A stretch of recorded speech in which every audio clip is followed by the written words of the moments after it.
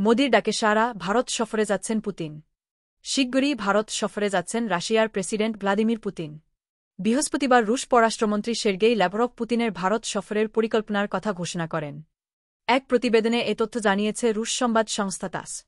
Russian আন্তর্জাতিক বিষয়ক council আয়োজিত রাশিয়া এবং ভারত একটি নতুন দ্বিপাক্ষিক অধ্যায় শীর্ষক আলোচনা সভায় ল্যাভরভ জানিয়েছেন, নয়াদিল্লি কৌশলগত সম্পর্কে নতুন পর্বের সূচনা হবে পুতিনের সফরে।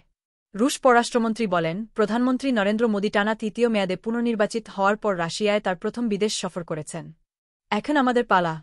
তবে ঠিক কবে পুতিনের এই সফর হতে পারে সে বিষয়ে রুশ পররাষ্ট্র নির্দিষ্ট করে কিছু বলেননি। গত অক্টোবরে ব্রিক্স শীর্ষ সম্মেলনে যোগ দিতে রাশিয়ায় গিয়েছিলেন প্রধানমন্ত্রী মোদি। তার আগে গত বছরেরই জুলাইয়ে রাশিয়া গিয়েছিলেন মোদি।